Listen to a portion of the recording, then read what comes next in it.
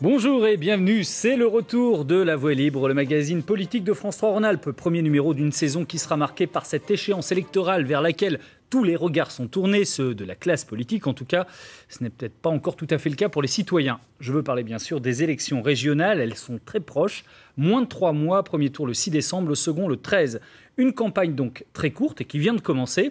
Aujourd'hui, ce samedi, il va lancer la sienne. Ses objectifs sont clairs, virer en tête au premier tour.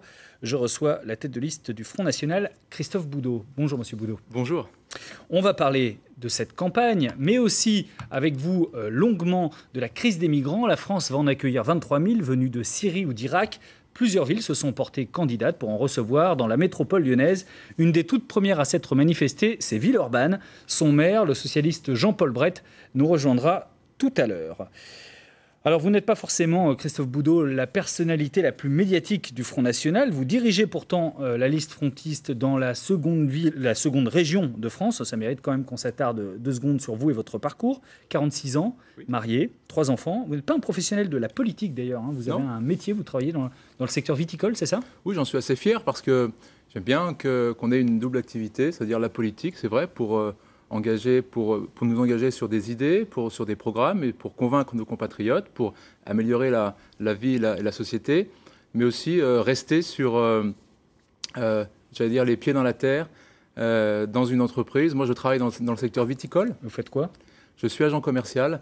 Je distribue des produits pour la viticulture, des cartons, des bouteilles, des bouchons, pour le vin, mais malheureusement pas le vin lui-même. Alors, vous ne cachez pas que vous êtes un catholique pratiquant. Est-ce que c'est quelque chose d'important pour vous? Oui, c'est vrai, ça me caractérise, ça me constitue, mais j'en fais pas toute une affaire, puisque la politique, pour moi, c'est autre chose. Mais c'est vrai que pour moi, ça me constitue, c'est quelque chose qui me parle. J'ai des convictions religieuses, voilà, mais j'en fais pas état forcément quand je fais de la politique. Est-ce que les prises de position récentes du pape François, notamment sur l'avortement, quand il appelait au pardon des prêtres, c'est quelque chose que vous avez approuvé? Écoutez, le pape est dans son rôle. Quand il parle de ces sujets-là, il parle aussi des migrants, aussi beaucoup. Moi, je suis dans un rôle plus politique, de responsable politique. En tant que chrétien, là, je parlais plutôt. Hein. En tant que chrétien, oui, ça me parle, bien sûr. Oui, ça me parle parce Vous trouvez trop à gauche, ce pape? Non, c'est pas une question. Vous savez, le pape n'est pas politique, ne doit pas faire de la politique, mais il doit être, le phare que l'on suit, le phare que l'on respecte. Et moi, j'ai beaucoup de respect pour le pape. J'avais beaucoup de respect aussi pour son prédécesseur. Et je crois que le pape a beaucoup de travail actuellement pour essayer peut-être un peu de libéraliser la religion catholique, c'est vrai, mais conserver quand même, conserver les dogmes et conserver quand même ce que l'on attend aussi d'un pape, c'est-à-dire d'être vraiment une personne qui conserve les valeurs aussi. Au Front National depuis 2002, mais vous êtes sympathisant depuis bien longtemps du Front National et vous avez, on peut dire, un mentor qui est Bruno Gollnisch. Politiquement, vous vous sentez d'ailleurs plus proche de qui? De la ligne Bruno Gollnisch, Jean-Marie Le Pen, ou bien de la ligne actuelle, on va dire peut-être plus édulcorée, de Marine Le Pen et de Florian Philippot? Donc j'avais soutenu Bruno Gollnisch pendant la bataille interne, c'est sûr, en 2011, mais je suis bien sûr dans la ligne du Front National, dans la ligne de Marine Le Pen, parce qu'il n'y a qu'une ligne au Front National, c'est la ligne de l'avenir et c'est la ligne de Marine Le Pen et du bureau politique. Vous savez, j'ai été désigné tête de liste, vous l'avez rappelé tout à l'heure, à l'unanimité du bureau politique. Jean-Marie Le Pen, Florian Philippot, Marine, Bruno, ils ont tous voté pour moi, pour que je conduise cette liste, donc j'en suis très fier. Il y a quand même bien 2 lignes politiques aujourd'hui au Front National, clairement? Non, je ne crois pas. Le Front National regarde l'avenir. Le Front National, certes, a parfois des dissensions internes, ça peut arriver, comme dans tous les partis. Parfois des dissensions internes. Comme dans tous les partis. On partis. va parler d'université d'été, de ce qui s'est passé, passé les semaines précédentes. Parfois des dissensions internes. L'université d'été a été un succès pour moi parce que 5000 personnes, le parc Chanot plein à craquer, avec un discours de la présidente qui était très incisif, un très beau discours, à mon avis, qui restera dans les annales. Et Bruno Gollnisch a toute sa part, bien évidemment, au Front National, prend toute sa part dans la doctrine du Front National et dans son développement actuel. Bien sûr. Alors, à cette université d'été du Front National, il y a eu un espèce de vrai faux suspense sur où serait Jean-Marie Le Pen, ce qu'il allait faire. Il tenait parallèlement à l'université d'été une conférence de presse, notamment où il y avait beaucoup de journalistes et de médias. Vous venez de vivre ces moments de crise quand même profonde au Front National. C'est pas rien d'exclure le fondateur du Front National, Jean-Marie Le Pen. Est-ce que Marine Le Pen a eu raison d'aller jusque-là? Je ne parlerai pas de crise. Très honnêtement, je ne parlerai pas de crise. C'est peut-être une crise de croissance pour nous, oui, c'est vrai, en la matière. Mais exclure celui qui a incarné le Front National depuis sa création, c'est regrettable. C'est pas une crise. C'est regrettable, c'est sûr. Nous aurions préféré que ça se passe bien différemment. Mais bon, il faut regarder l'avenir. Jean-Marie Le Pen a été le fondateur du Front National, a été quelqu'un qui l'a structuré, qui l'a amené maintenant là où il est. Et Marine Le Pen, maintenant, reprend le Front National, a repris le Front National depuis 4 ans déjà. Et je la soutiens totalement. Mais j'ai beaucoup d'amitié pour Jean-Marie Le Pen, bien évidemment. Mais les choses doivent évoluer. Sur le fond. Non, les choses doivent évoluer. Vous êtes d'accord avec l'exclusion de Jean-Marie Le Pen? Elle était normale, elle était légitime? Je ne l'aurais pas voté moi-même. Je l'ai dit, je ne l'aurais pas voté. Mais Jean-Marie Le Pen ne doit maintenant engager que lui-même. Il ne doit plus parler au nom du Front National. C'est ce que Marine a dit et c'est ce que moi je pense, en tout cas depuis très longtemps. Jean-Marie Le Pen restera pour nous le fondateur, une voix du Front National très importante. Et maintenant, c'est Marine. Vous craignez qu'il conserve un pouvoir de nuisance, notamment avec ce rassemblement bleu-blanc-rouge qu'il veut créer? Non, je ne crois pas. Vous savez, Jean-Marie Le Pen est très intelligent. Il sait très bien que le Front National a devant lui des échéances très importantes. Et il va plutôt aider le Front National plutôt que le déstabiliser, je crois. Ces querelles de personnes, finalement, qui pourrissent le Front National depuis quelques mois, c'est exactement ce que vous ne cessez de dénoncer au Parti Socialiste ou aux Républicains. Finalement, vous n'échappez pas à ces problèmes politiciens. Non, il n'y a pas de querelle de personnes au Front National, même s'il y a eu quelques dissensions. Monsieur Boudot, vous pouvez pas dire ça. C'est un épiphénomène. C'est pas vraiment... Le Front National a une ligne tout à fait claire et tout à fait unitaire. Il fallait venir à l'université d'été il y a quelques temps, là, à Marseille, la semaine dernière. Vous auriez vu que le Front National est uni et est conscient des choses qui s'avancent vers lui. Et il faut avoir un Front National d'unité. Et je crois que c'est ce qui est en train d'être fait actuellement, parce que le Front National n'a pas le temps de s'arrêter sur les chicailleries. Je crois que tout ça est derrière nous maintenant. Si Jean-Marie Le Pen a été exclu du Front National, c'est pour des propos extrémistes. Pour les élections régionales, il va y avoir 230 candidats. Est-ce que vous allez traquer sur les réseaux sociaux la moindre quenelle qui pourrait ressurgir de la part d'un de vos candidats? Ça s'est vu aux élections départementales. On ne va pas traquer nos candidats, évidemment, on ne l'a jamais fait. Mais bien sûr, je donnais des consignes pour que tous les candidats se tiennent et vraiment la conscience d'être candidat du Front National. Et quand on est candidat du Front National, on n'est plus un militant parmi tant d'autres. On doit se tenir et on doit, en tout cas, appliquer la ligne du mouvement. Voilà. Donc, effectivement, je serai très, très sensible. Je regarderai de très près, bien sûr, ce que disent mes candidats, ce qu'ils font sur les réseaux sociaux. Je les ai prévenus déjà ils doivent suivre la ligne.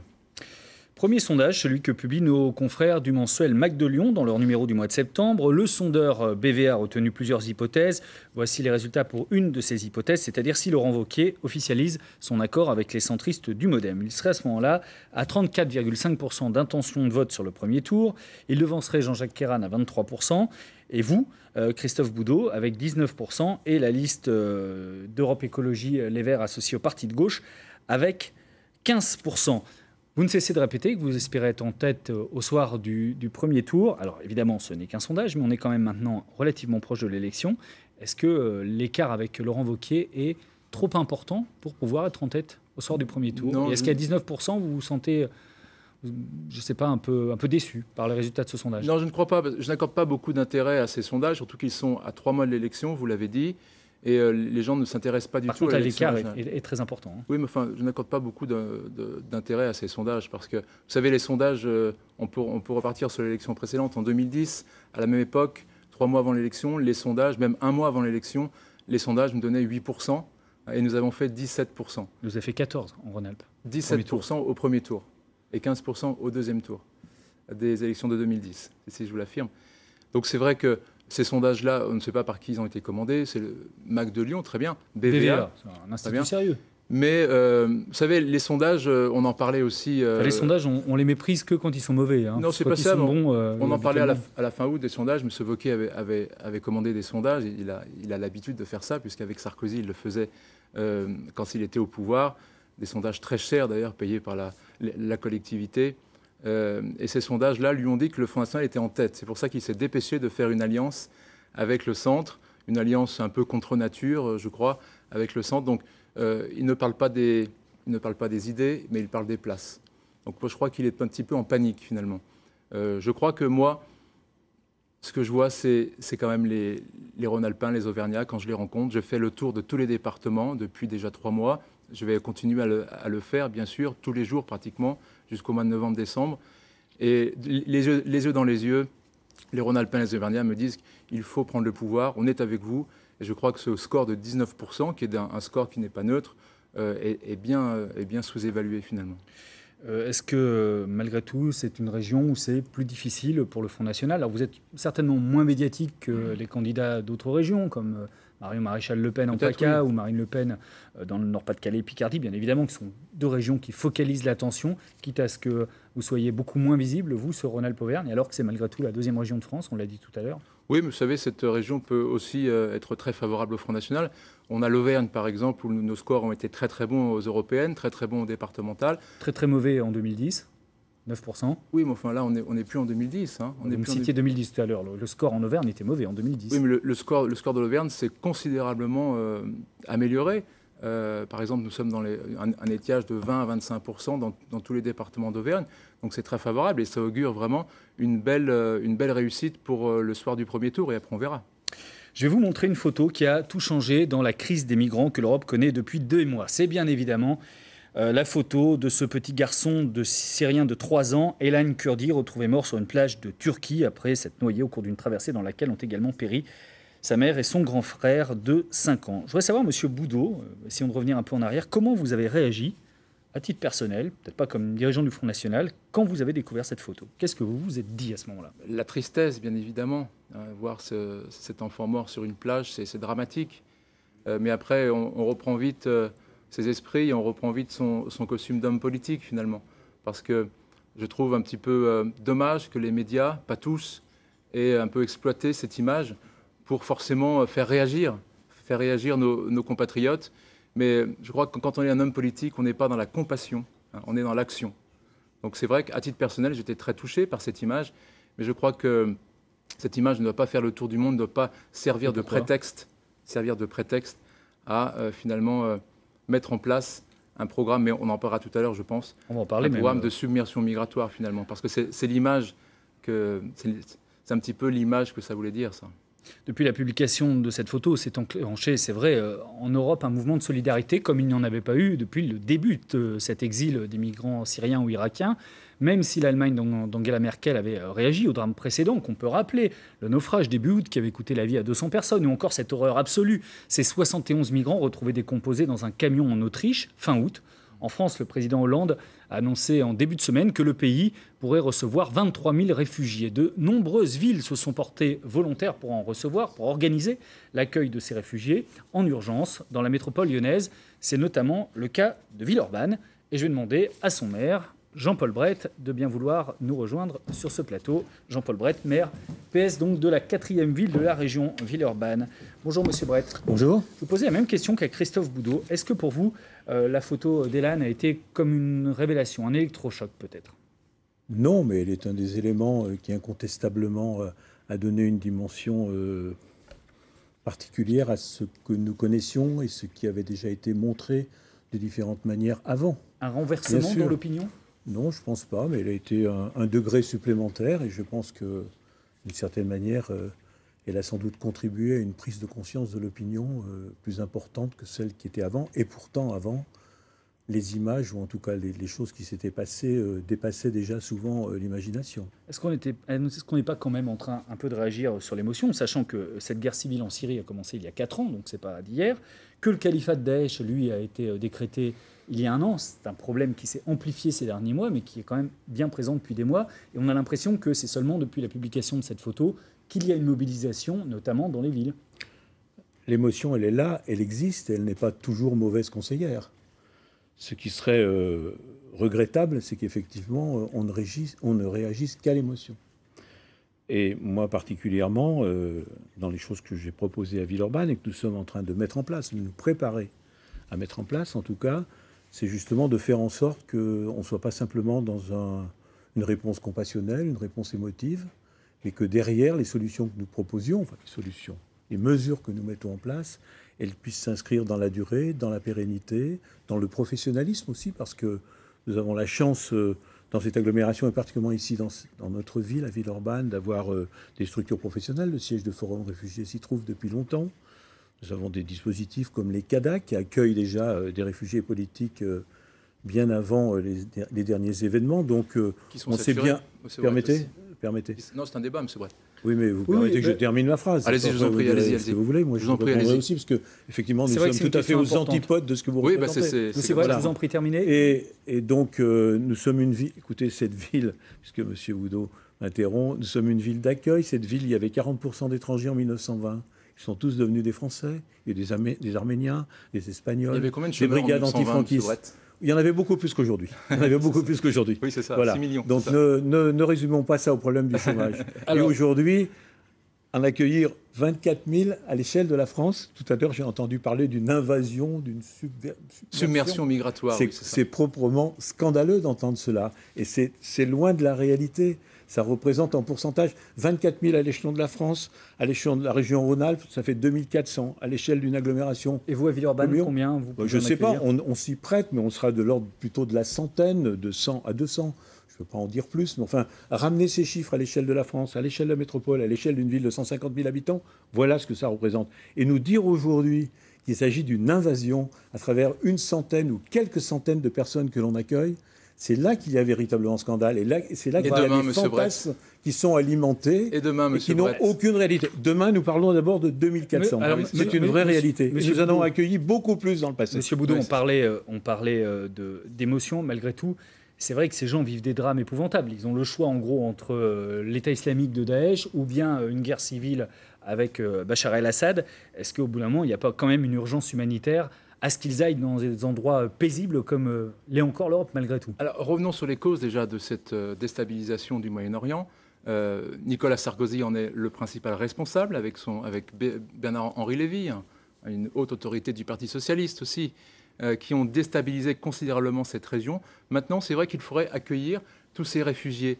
Mais d'ailleurs, ils ne sont pas tous réfugiés.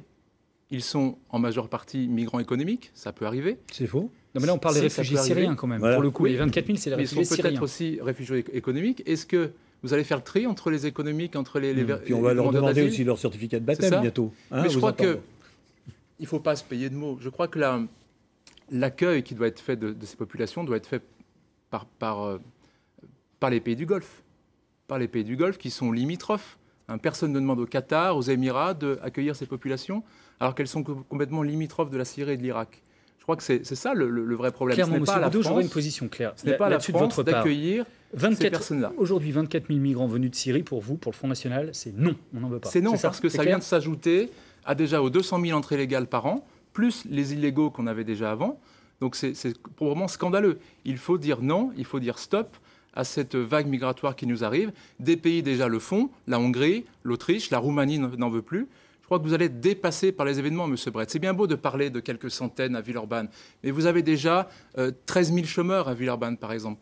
Et croyez-vous que ces personnes-là vont prendre la place des gens qui sont chômeurs? Vous n'avez pas de logements sociaux. C'est là qu'il y a de l'imposture de votre part. Vous voulez leur donner un travail. Mais quel travail allez-vous leur donner, M. Brett? Dans les associations, peut-être, payées par l'argent public? Monsieur Brett, une question concrète, justement, où on les loge, sachant qu'il y a beaucoup de demandes sur les logements sociaux. Est-ce qu'on a les capacités de les accueillir au niveau de la métropole? C'est là qu'il y a de l'imposture de dire que ces personnes, de laisser croire que ces personnes arrivant, elles vont prendre la place des gens qui sont en attente de logement social. Monsieur Brett. Permettez. Vous leur donnez un travail. Mais donc quel ces gens-là, vous ne connaissez pas la réalité de ce que sont les réfugiés, politiques, et même aussi les réfugiés économiques. Non, vous ne connaissez pas. De la misère des Français. Et vous ne faites que décrire une situation pour essayer d'en profiter et pour essayer d'utiliser les fantasmes qui sont les vôtres. Vous êtes dans la compassion, M. Brett. Vous me permettez, je vous ai dit tout à l'heure la façon dont nous abordions les choses. Bien sûr qu'il y a de la compassion, parce que nous sommes un pays qui est le pays des droits de l'homme, parce que dans la Constitution, il y a la nécessité d'accueillir les réfugiés politiques, c'est inscrit dans la Constitution, c'est inscrit dans l'Union européenne, et quand on est dans cette situation-là, il faudrait s'en exonérer. Nous trahissons tout ce que nous sommes, et c'est vrai que vous-même... M. Brett, nous n'avons plus les moyens. Permettez. Nous avons les moyens d'accueillir aujourd'hui des réfugiés politiques dans un pays de plus de 60 millions d'habitants. Dire qu'on ne peut pas accueillir 24 000 personnes, 2 400 à l'échelle de Rhône-Alpes et quelques centaines à Villeurbanne, C'est se moquer du monde. Répondez à la question. C'est essayer de leur faire peur. Répondez à la question. Quel logement, quel travail? C'est ce que vous êtes, c'est ce que vous faites. Vous allez les et quel logement, quel travail? Bien, vous savez, une réponse professionnelle, elle passe par différentes choses. Si les gens arrivent, d'une part, ils auront déjà été repérés au niveau national. Il faut savoir si ce sont des familles, si ce sont des gens qui viennent, par exemple, de régions rurales. Est-ce qu'ils viennent de régions urbaines?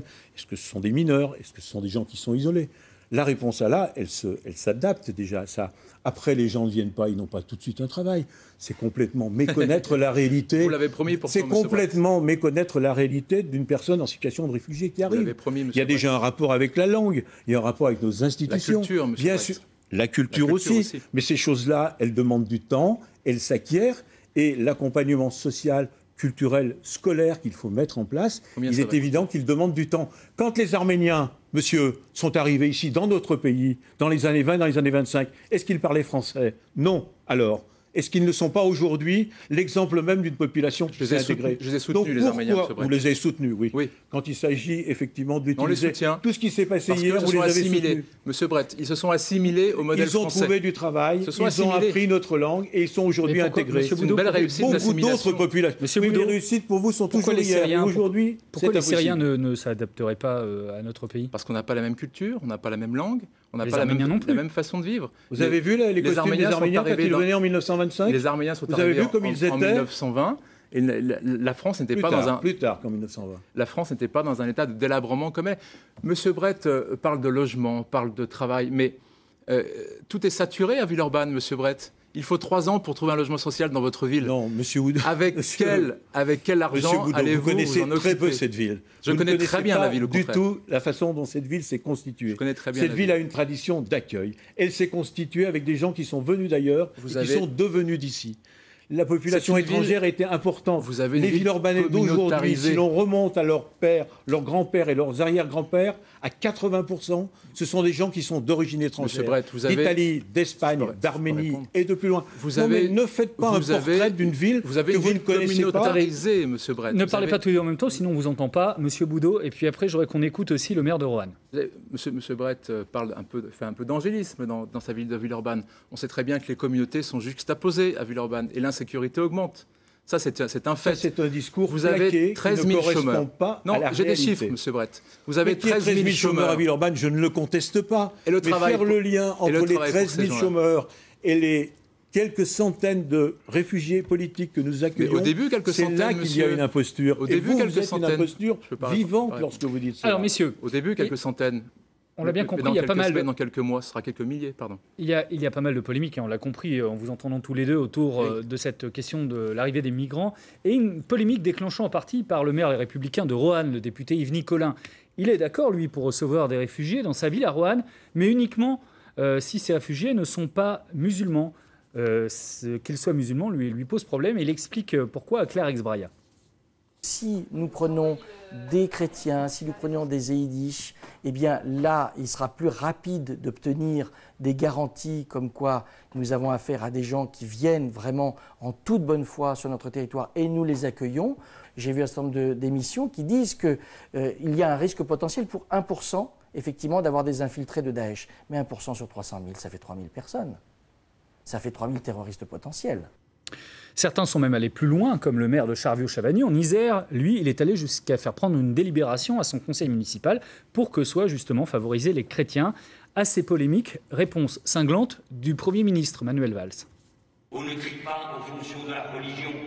On accueille les chrétiens, les musulmans, les yazidis. On ne trie pas. Le droit d'asile, c'est un droit universel. Monsieur Brett, j'imagine que vous êtes évidemment d'accord avec le Premier ministre. Néanmoins, ce que dit Yves Nicolin, est-ce qu'il peut y avoir aussi un risque d'infiltration d'islamistes? Écoutez, ça c'est vraiment l'utilisation de fantasmes. Si des terroristes veulent pénétrer dans notre pays ou dans d'autres pays européens, ils ont effectivement un certain nombre de façons de venir. Oui, je ne pense pas il n'y a plus de frontières, que c'est à travers vous les avez supprimées. d'un statut de réfugié économique et à travers ceux dont on parle aujourd'hui qu'ils utiliseront cela. Donc, utiliser faire cet usage-là, en quelque sorte, c'est ça qui est proprement scandaleux. Parce que l'objectif, à ce moment-là, ce n'est que de faire peur. Aujourd'hui, ces personnes qui sont dans ces situations-là, qui fuient des situations de viol, de persécution, de barbarie, c'est notre responsabilité, c'est aussi notre honneur, ici, dans notre pays, et pour ce qui me concerne, dans notre ville à Villeurbanne, de pouvoir les accueillir et ensuite de pouvoir les accompagner dans un parcours d'intégration. Certains peut-être retourneront dans leur pays lorsque la paix sera revenue. Monsieur Brett. Certains resteront, parce que les Arméniens, par exemple, beaucoup sont restés. Ne parlez pas des Arméniens, c'est une situation qui est Permettez-moi de dire que dans le cas, notre pays est constitué de personnes qui sont venues très souvent, et notre ville en particulier, qui étaient des migrants, pour certains des réfugiés politiques, pour d'autres des migrants économiques, et ces personnes sont aujourd'hui intégrées. Donc dépeindre notre société demain dans cet avenir totalement sombre, c'est effectivement utiliser les peurs, les fantasmes, et cela c'est honteux. Et ce qu'a dit M. Nicolin est proprement honteux. Il faudrait demander aux personnes qui viennent ici un certificat de baptême, et par ailleurs, les mêmes vont nous faire des leçons sur la laïcité. La laïcité, évidemment, qu'ils détournent. Et vous trouvez que ça, c'est normal ? Je vais vous donner une citation. Elle est de Marine Le Pen, justement, lors de l'Université d'été du Front National, la semaine dernière, qui dit « L'immigration n'est pas une chance, c'est un fardeau. Oui, » Ce à quoi lui a répondu Nicolas Sarkozy, président des Républicains, et qui parle à propos de Marine Le Pen sur ses propos d'inhumanité, de brutalité. Oui, bon, on connaît la brutalité, l'inhumanité de M. Sarkozy. Je crois que c'est assez dérisoire de dire ça. Mais mettons, M. Sarkozy parle d'accueillir des réfugiés politiques ou des réfugiés de guerre. Mais il y a 260 millions de réfugiés de guerre dans le monde. Il va accueillir tout le monde? Non. L'immigration, qu'elle soit chrétienne ou qu'elle soit pas chrétienne, est une immigration de plus. Vous avez fait rentrer, M. Brett, le Parti socialiste et l'UMP aussi, vous êtes ensemble là-dessus, 200 000 entrées légales par an depuis 15 ans. Ça fait plusieurs millions d'étrangers en France. Si c'est illégal, c'est interdit par définition. Oui, mais on ne connaît pas bien. Monsieur Boudot, et c'est pas 200 000 illégales, c'est 200 000 légales. 200 000 légales, pardon. 200 000 légales, plus quelques dizaines de milliers illégaux. C'est ça qu'on ne peut pas chiffrer, la France par ne veut définition, plus. c'est Mais illégal. moi aussi, je voudrais citer une phrase de M. Badinter, que vous connaissez très bien, M. Brett. Alors, M. Badinter a déclaré il y a quelques semaines, en raison de son fort taux de chômage, la France n'est pas en capacité d'accueillir des migrants supplémentaires. Voilà. Écoutez votre mentor, M. Brett. On peut toujours sortir des phrases comme ça. Vous êtes venu avec vos documents, non, vous l'aviez préparé. Pour être précis, entendre citer M. Badinter, et voilà. M. Oudot, avec ce qu'est cette personne-là, lui a compris, il a l'honneur de notre pays à travers l'abolition de la peine de mort. Vous entendre aujourd'hui, c'est véritablement un détournement des symboles. Et vous êtes pas un symbole, c'est la réalité, M. Brett. Je vous le dis avec le sourire, mais vraiment, vous savez, quand vous dites ça, vous n'êtes guère crédible. Monsieur Brett est dans l'angélisme. Vous êtes dans l'angélisme. Vous l'avez dit 1000 fois que j'étais dans l'angélisme. Votre ville de Villeurbanne est une ville de communauté conflictuelle. C'est ça la réalité aujourd'hui. C'est ça la réalité aujourd'hui. Elles vivent ensemble. On arrive au terme de cette... ensemble. Les juifs, les musulmans, elles ne vivent pas côte à côte. Mais ça, pour alimenter votre image fantasmée de la ville, elles vivent côte à côte. Restez sur le concret, M. Brett. Venez donc un peu ici dans cette ville. Il n'y a pas de logement, il n'y a pas de travail. Mal accueilli. Monsieur Boudot, on est au terme de cette discussion avec Jean-Paul Brett. J'ai juste une dernière question à vous poser rapidement, Jean-Paul Brett. Ils arrivent quand chez vous, les premiers migrants? Je ne sais pas. Et c'est pour ça que cette espèce de présentation de hordes de réfugiés qui arrivent, on sait bien qu'il y en a en principe 24 000 en France. Il y en a seulement quelques milliers qui sont arrivés. Il y a tout un travail en amont, je ne vais pas dire de sélection, mais en tout cas de repérage, de savoir qui ils sont. Vous allez trier. Bien sûr, de savoir qui ils sont, d'où ils viennent, des hommes, des femmes, des familles, majorité des enfants seuls. Monsieur Brett, si vous savez tout, on vous mettra là-bas. Vous viendrez vous-même les accueillir et nous les accueillir. Et chez vous. Mais je doute véritablement à vous entendre. Et chez nous. Est-ce que vous allez en accueillir? Non, mais dans votre maison à vous. Mais je vais vous répondre. Dans votre maison à vous. Ah, c'est votre question. La valeur de l'exemple. En tout cas, vous savez, nous avons mis en place à Villeurbanne, avec les associations, avec les particuliers, pour les gens qui veulent se manifester. Oui, avec l'argent des autres. Oui, mais avec votre... ça suffit avec l'argent des autres. Monsieur Boudot, Monsieur Brett, à côté de la plaque. Nous n'avons plus les moyens d'accueillir ces populations. Et Monsieur Brett, on a compris qu'on n'allait pas vous mettre d'accord aujourd'hui. Je vous remercie quand même, Monsieur Brett, Monsieur le maire de Villeurbanne, d'être venu débattre ce matin avec Christophe Boudot, tête de liste du Front National aux élections régionales, qui lui reste sur le plateau, car la voie est libre continue après un point sur l'actualité de ce midi en Rhône-Alpes. Et c'est Julie Jacquard qui vous présente le Flash. Bonjour Julie. Bonjour Paul, bonjour à tous. On débute ce Flash Info avec ce vol de raisin qui a eu lieu dans la nuit de jeudi à vendredi sur une parcelle de Condrieu. Un raisin de qualité qui devait servir pour des vendanges tardives. Le préjudice est estimé à 1 millier de demi-bouteilles, soit une valeur de 40 000 €. Antoine Auricelli, Farid Haroud et Thierry Swiderski. Hier, les gendarmes ont longtemps arpenté ce terrain, situé à Verlieu dans la Loire, à la recherche d'indices. Une enquête inattendue pour un vol exceptionnel. 850 pieds de vigne, un tiers de la parcelle, vendangée dans la nuit de jeudi à vendredi. Philippe Kigal, un des responsables du domaine, n'en revient pas. Les pieds de vigne n'ont pas été détériorés, la vendange est impeccable. Avec une pointe d'humour, on n'aurait pas fait mieux, hein, c'est-à-dire qu'il ne reste pas un raisin. Donc oui, la parcelle a été vendangée tout à fait correctement. Il faut imaginer une équipe avec des sécateurs, avec des paniers, avec des bennes. Donc voilà, c'est un travail qui a été fait, on va dire, normalement, dans les règles de l'art, entre guillemets. Cette parcelle devait donner un vin rare baptisé Luminescence, une vendange tardive produite après de fortes chaleurs. Elle devait être commercialisée pour la 3e fois seulement dans l'histoire de ce domaine, à 40 € la bouteille. La décision de vendanger avait été prise jeudi et l'opération devait débuter vendredi. Oui, mais voilà, d'autres faisaient le même rêve d'un grand cru. Le préjudice est estimé à 40 000 €. La fermeture programmée de l'hôpital gériatrique Antoine Charial à Francheville, dans l'ouest lyonnais, suscite la polémique. L'établissement devait déménager d'ici 10 ans, mais le calendrier s'est brusquement accéléré, provoquant l'indignation des élus et le désarroi des syndicats. Renaud Gardette et Édouard Blaise. L'hôpital Antoine Charial existe depuis presque 40 ans à Francheville. Il emploie 360 personnes, apportant tous les services aux personnes âgées de la région. Au printemps dernier, un déménagement était annoncé pour 2025. Finalement, le calendrier s'accélère. Ce sera dès 2018 pour finir en 2020. Une information méconnue du personnel. Non, je ne sais pas les dates. Vous ne connaissez pas les dates? Non, aucune idée. Non, je ne connais pas du tout, non. Les dates, vous ne connaissez pas? Non. Les élus se disent indignés de ce changement de date et s'inquiètent pour l'avenir du site, car un projet immobilier pourrait voir le jour avec à la clé plus de 600 logements.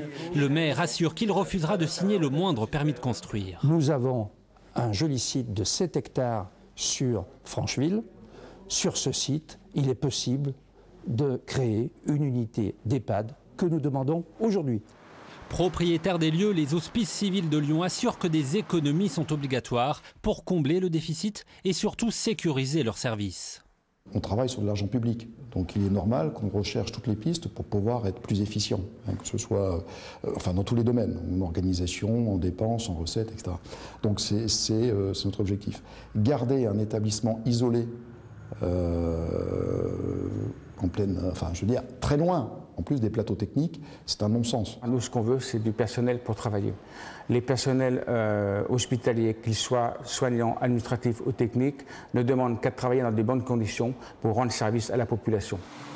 Selon nos informations, une quinzaine de postes pourraient être supprimés et un plan d'accompagnement social concernerait 5 salariés. Avec le nouveau calendrier, le déménagement devrait être fini en 2020 pour le 2e employeur de la commune. On passe au sport à présent avec tout d'abord du rugby et la défaite d'Oyonnax hier soir face à Castres pour la 4e journée du top 14. Les Tarnais se sont imposés 35-26 au terme d'une rencontre spectaculaire et longtemps incertaine. Les joueurs de l'USO ont pourtant ouvert le score après seulement 25 secondes de jeu par un essai signé Tawalo. Mais les Castrais allaient rapidement répliquer. Au total, 7 essais ont été marqués au cours du match. Oyonnax est reparti sans le point de bonus défensif espéré. En Pro D2, le Loup continue sa course en tête, vainqueur de Montauban hier soir 44-14. Lyon a largement dominé la partie. Le Loup en noir menait déjà 25-0 à la pause et a marqué encore 3 essais en seconde partie de jeu. 4 victoires en 4 matchs, l'ancien pensionnaire du top 14 est déjà le favori désigné pour le titre de champion de Pro D2. En football, le promu Bourg-en-Bresse a signé hier soir sa première victoire de la saison à l'extérieur. Pour la 6e journée de Ligue 2, les Bressans ont gagné 1-0 à Tours. Un but marqué par Bouassara à la 47e minute et qui permet à Bourg-en-Bresse de remonter de 4 places au classement et de prendre ainsi la 6e position. Et puis toujours en Ligue 2, à noter la belle victoire d'Évian-Thonon-Gaillard 4-0 sur sa pelouse hier soir face à Auxerre. Du côté de la Ligue 1, Lyon recevra Lille ce soir à 17h et Saint-Etienne jouera à Montpellier à 20h. Tout de suite, la voie libre continue avec Paul Satis. Nous, on se retrouve ce soir à 19h. Très bel après-midi à tous. Merci Julie Jacquard, on vous retrouve ce soir pour le 19-20. La Voie libre continue. Notre invité pour cette émission de rentrée, c'est Christophe Boudot, tête de liste du Front National pour les élections régionales du mois de décembre prochain. Et dans cette deuxième partie, on revient sur l'actualité de la semaine. On va commencer par parler de justice. Le Front National a toujours fait un argument de campagne de ne pas avoir affaire à la justice comparativement à ses adversaires républicains ou socialistes, et en dépit d'ailleurs du fait que Jean-Marie Le Pen soit certainement un des hommes politiques en France le plus condamné. En tout cas, une mise en examen du Front National en tant que personne morale pour financement de campagne électorale, c'est nouveau. C'était cette semaine. Alors le motif de mise en examen, c'est recel d'abus de biens sociaux et complicité d'escroquerie. Il y a des soupçons de surfacturation dans la campagne électorale législative de 2012, pour être précis. Et le Front National dénonce un acharnement judiciaire. J'ai l'impression d'entendre le même type d'argument quand c'est Nicolas Sarkozy qui est mis en examen ou placé en garde à vue. La différence, c'est que le dossier est vide. C'est une belle différence, je crois, avec Nicolas Sarkozy. C'est ce que vous dites, vous. Oui, parce que moi, je connais pour le coup très bien le Front National de l'Intérieur, et je peux vous dire que moi, j'ai profité de ce kit de campagne de 2012 dont on parle. En tant que chef d'entreprise, j'ai été très regardant sur ce qu'on allait me proposer. J'ai signé les bons de commande, j'ai signé les bons de livraison, j'ai engagé la facture. Tout était propre. Il y avait pourquoi il y a un une site procédure internet judiciaire? Parce que je crois que le Front National fait un petit peu peur maintenant politiquement. Il est toujours bon d'essayer de lui amener une affaire. Mais le dossier est complètement vide, je peux vous l'assurer, le dossier est vide. Donc des juges en France mettent en examen un grand parti politique sur un dossier vide. Oui, absolument. Je fais confiance, j'ai confiance en la justice de mon pays, bien évidemment. Mais le dossier est complètement vide, il ne repose sur rien du tout. Voilà. Je ne peux pas dire autre chose. François Hollande a tenu en début de semaine sa conférence de presse de rentrée, marquée par les dossiers internationaux, migrants et Syrie, on en a parlé tout à l'heure. Il a annoncé aussi, pour l'actualité nationale, une nouvelle baisse d'impôts pour les plus modestes, une mesure de 2 milliards d'euros. Vous dites bravo? Mais qui va croire ça? Qui va croire ça? Ça a baissé déjà cette année. Il enchaîne les conférences de presse, il enchaîne les déclarations, la communication, mais il veut peut-être baisser les impôts et après il va augmenter les taxes. Il parle déjà de taxes sur les téléphones portables, il parle déjà de taxes sur les tablettes numériques. Je crois que plus personne ne croit François Hollande. C'est un artifice électoral à quelques mois des élections. Je crois que c'est encore une conférence de presse pour rien. La baisse d'impôt sur le revenu a quand même été effective pour 1 vrai. million de Français qui sont sortis du système d'impôt sur le revenu cette année. C'est vrai, mais les taxes ont augmenté. Les taxes ont augmenté partout. Et la TVA n'a pas bougé. Non, sauf la TVA. François Hollande et puis Nicolas Sarkozy avaient, tous les deux, dans le mandat de Sarkozy et dans la première moitié du mandat de François Hollande, avaient développé 40 taxes supplémentaires. Donc on n'a pas confiance quand on écoute François Hollande, et on a encore moins confiance quand il nous dit que les impôts vont baisser, parce que les taxes vont augmenter. Et vous, Monsieur Boudot, Rhône-Alpin, vous leur dites quoi, puisque vous voulez devenir président de la région Rhône-Alpes-Auvergne? Vous allez baisser les impôts, alors qu'ils sont plutôt des impôts d'ailleurs en ce qui concerne la région pour les entreprises, pas vraiment des impôts directs, sauf oui, il y a quelques impôts directs, taxes comme la TIPP. Effectivement, il y a la TIPP, il y a la taxe sur les cartes grises. Nous allons nous baisser, parce que nous allons aligner la taxe sur la carte grise au niveau national, et nous baisserons les dépenses de la région. Parce que ce qu'il faut faire aujourd'hui, c'est baisser la dépense publique. On en crève en France d'avoir une dépense publique trop forte. Et nous prenons l'engagement devant les téléspectateurs, devant les électeurs, de baisser de 2% le budget régional, ce qui fera à peu près 60 millions d'euros d'économies à trouver. Sur quoi? C'est moins de services, du coup, parce que non, c'est pas... Sur les services généraux, sur un tas de choses, et notamment faire travailler les services ensemble. Vous savez qu'on est dans une fusion des régions, on n'en a pas beaucoup parlé, mais cette réforme territoriale qui est, à mon avis, très injuste pour les territoires, et très dangereuse aussi pour nos territoires. Elle ne permet pas, justement, en fusionnant, de faire des économies? On nous avait annoncé, justement, des économies, mais il n'en sera rien. Tout le monde s'accorde à dire qu'il y aura 20% de frais de fonctionnement en plus, au moins les premières années. Qui s'accorde à dire ça? Ça a été dit dans la presse, et ça a été dit même chez mes adversaires politiques, parce qu'ils savent très bien. Mais on voit ça aussi pour la métropole. Monsieur Collomb nous avait dit, la métropole de Lyon, Monsieur Collomb nous avait dit, fusionner, ça fera des économies. Pas du tout. Ça fera peut-être des économies dans 10 ans ou dans 12 ans, mais on ne sera pas là pour le voir peut-être. Non, je crois que la priorité, c'est de faire baisser la dépense publique, faire baisser le train de vie des régions. C'est très important. En tout cas, ce sera mon premier argument principal, l'argument principal de ma campagne. Alors, quelles ont pour principale compétence l'action économique, notamment? Oui, c'est pas la compétence principale. Vous allez faire des économies là-dessus? La principale compétence, c'est les transports. C'est la formation professionnelle. On sait très bien que la formation professionnelle, c'est le fromage de la République. C'est une gabegie énorme. Donc la région doit aussi, j'allais dire, intervenir là. Mais vous savez, on a aussi la politique de la ville, qui est un fromage de la République, encore un. il faudra réorienter les politiques publiques et aider surtout la ruralité.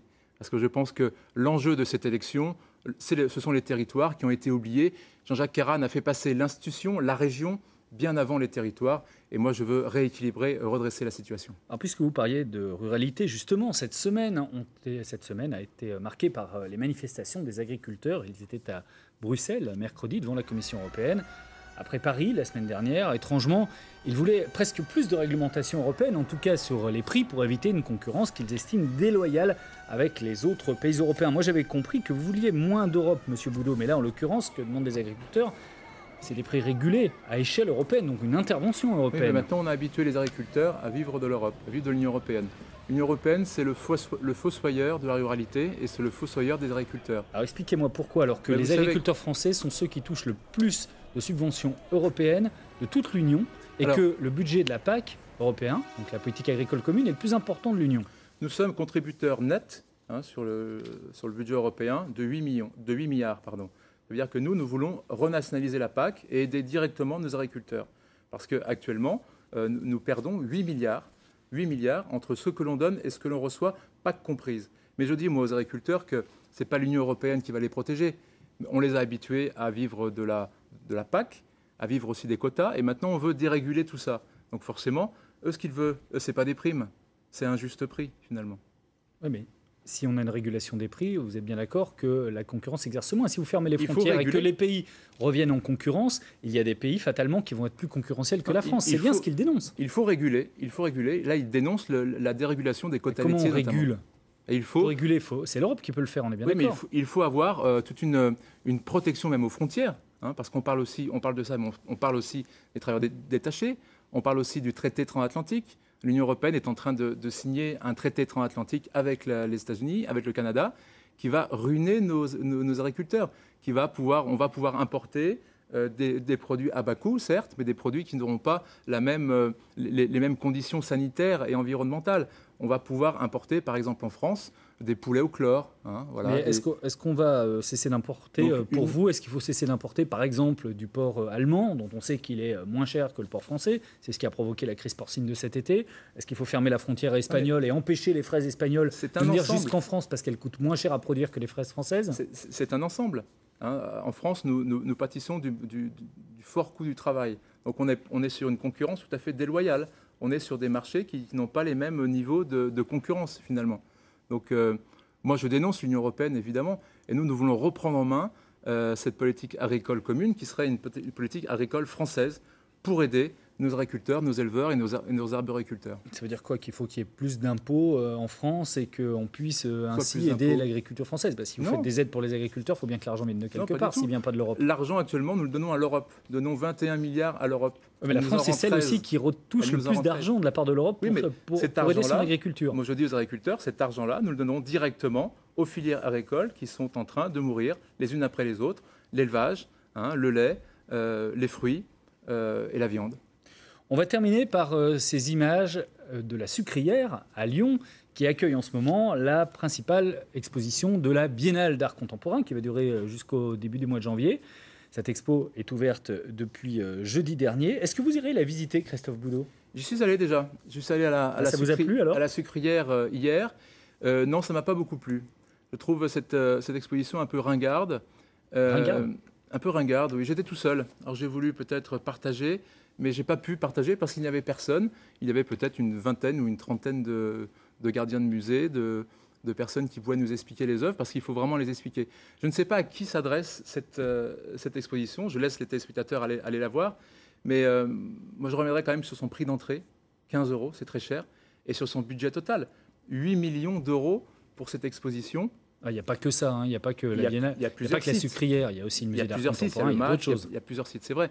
Mais 8 millions d'euros avec pratiquement 800 000 € de crédits régionaux. Tout ça, c'est de l'argent public. Et j'ai l'impression que si vous gagnez l'élection, la Biennale d'art contemporain de Lyon, qui est pourtant quand même internationalement reconnue, oui, tout à fait. Moi, du souci à se faire. Non, pas du tout. Je suis tout à fait pour l'art contemporain, parce que je trouve que c'est un art qui déstabilise, qui questionne.